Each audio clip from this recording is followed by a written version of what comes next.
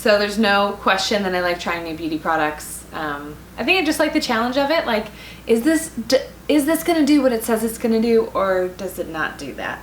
So when it comes to blow dryers, there's a big range of how many dollars you could spend on them. And you may be wondering if there's a big difference in a cheaper blow dryer and a very expensive one. So I have 3 blow dryers today I'm going to talk about. I'll talk a little bit about what you want to look for in a dryer, but I'll compare these 3. The most expensive one is right at about $400, and then the cheapest one is at $30. So let's start with the blow dryer I've been using the most for the last several months. This is the T3 Cura. I did a video post on how to blow dry your hair with a round brush for like a really volumized soft finish. I used the T3 Cura Luxe in it. It is a black version of this dryer. The main difference between the T3 Cura Luxe and just the T3 Cura is that the Luxe has this cool feature where when you set it down on the counter, like if you're using it to blow dry with a round brush, it'll shut off. And then when you pick it back up, like once you've let down a new section of hair to dry, it'll turn back on again. So that's really cool. Otherwise, the dryers are pretty similar. I'm sure there's other features that differentiate, but for just an average user, the main thing I noticed, the difference between the two is just that auto shut off feature. So I have been using this though. I don't round brush my hair on the regular, so I don't need to use that feature. This is the T3 Cura. This is $200. It comes with 2 nozzles. You can buy a diffuser attachment as well, but just in package it comes with 2 nozzles. So it's small and compact. It is not the loudest blow dryer I've ever used. It's also not the softest. It has a really nice long cord, which is important, so you're not feeling like you're stuck against the wall. I hate using a tool that has a short cord. A lot of times the cheaper the product, the cheaper the item is, the smaller the cord is.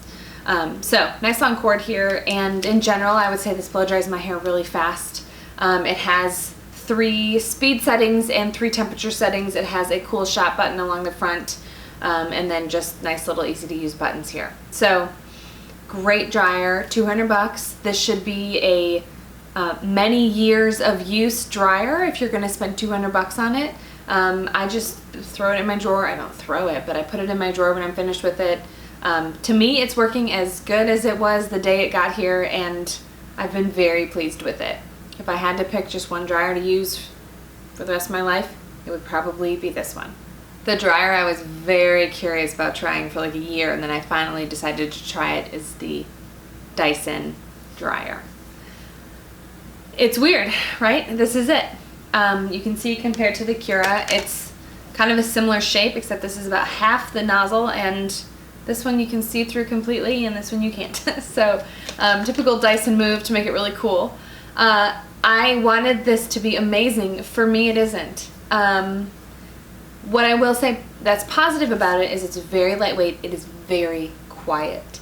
The speed at which the air comes out of this dryer is probably the fastest speed I've ever seen in a dryer. So it's very fast because it's a fast moving airstream. It has like smart features that it'll detect the temperature in the air, so it'll make sure that it's not burning your hair, which is really cool. It's very smooth and streamlined, just like you would expect from Dyson. So temperature here, fan speed here, on and off, and then a cool shot here. So it has kind of the basic features you want in a blow dryer.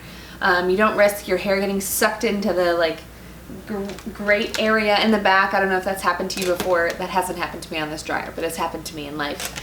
So no risk there. It would just fly right through the middle. So it's a great dryer. It is $400, so it better be a great dryer, you know what I'm saying? What I found was it did dry my hair faster. I did get a lot of volume from it. I think just the speed of the air was just lifting my hair off my scalp. It was not a very smooth finish in the end, and it felt, as I was using it for a couple days that I did, I thought, this is a fast blowing blow dryer, but it seems like missing some of the other aspects that a blow dryer can add to your hair, like smoothing and cutting frizz or that sort of thing. It's not like I made my hair frizzier. My ends did feel exceptionally dry after using it, and I think that was just because they were being whipped around because it was such a fast airstream. I was using a brush, but anyway, so I was like, I'm gonna love this, and then I'm gonna have to justify keeping it. I didn't. It's fine. I think if you have really thick hair, hair that's difficult to dry, it's worth trying because it's so fast. It's so light. So if you're blow drying your hair a lot, this is so easy to hold. Your arm's not going to get tired. But it was not a game changer, amazing blow dryer for me. I know a lot of people have felt that way about it. It just wasn't that for me. So what you get though for a $400 dryer is 2 nozzles and a diffuser attachment, and also a very long cord and some huge thing on it. I'm sure this has a purpose. I don't know what, because my husband could explain, but he's not here right now. So you get a lot of quality. I'm sure it has a warranty. It has a little filter at the bottom here that you can take out and replace when that gets full. It's a very fancy dryer. Could I live without it? Absolutely. So yeah, so that's the $400 one. Now let's jump to the $30 one. So I picked up this dryer at Target. The brand, I think, is Pro Beauty Tools. It reminded me a lot of the Rusk Speed Freak. That is, if that is still on the market, I haven't seen it forever. That's a great blow dryer. Also the Rusk CTC Lite, another great blow dryer. When I worked behind the chair, I used to do hair. I used the Speed Freak for years and years and years. I don't even know how many, but it was a good, reliable blow dryer. This looked like it, and I thought, oh, I'll grab that and try it. So it's $29.99. The cord's really short. Like I said, you're gonna find short cords on cheaper tools. That's just kind of my experience. It has everything you need here. 2 fan settings, and then cool, warm, and hot. It has a cool shot as well. This comes with a nozzle and diffuser, so you can attach those if you need to, but it's just kind of a basic blow dryer. What I found when using it is the speed of the air is pretty dang good. The ability to adjust the temperature, nice. This is a good, solid blow dryer. I was impressed with it. I think, honestly, between this one and that Dyson, if I gotta keep one, I'm gonna go with this one. But I don't have difficult hair to blow dry, so someone with a different texture or doing something different with the blow dryer may choose this one for other reasons. So this is just kind of my opinion and experience with it. So yeah, the only thing I wish was different about this one was that the cord was longer.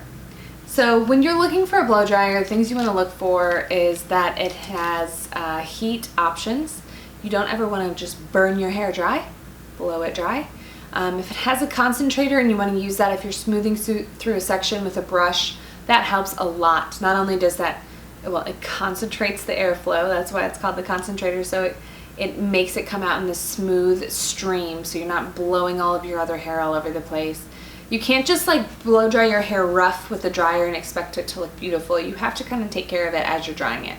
So you always want to have your hair like 70 or 80% dry, if this works for your texture, before you start blow drying with a brush.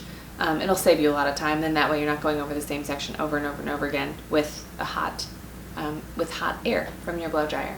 And typically you can get the job done with medium temperature. In rare occasions, I'll bump it up to the hottest if I'm in a rush, or oftentimes if I'm just rough drying my hair to kind of get the water out of it, I'll do that on hot, but I'll hold it further away. And then when I'm ready to kind of smooth through a section, I'll put it on medium. So what I look for in a dryer is, yeah, adjusting those heat settings, adjusting the fan settings. A cool shot is nice, not only to cool you down, but to lock a style in place, especially if you're using a brush. And the length of the cord is really important to me too. I would hate to be like plugged in over here and trying to get over here and you can't reach it and you gotta like hug the wall. I don't know if that only happens to me, but I hate having a short cord. I guess you could just put an extension cord on it, so there's that problem solved.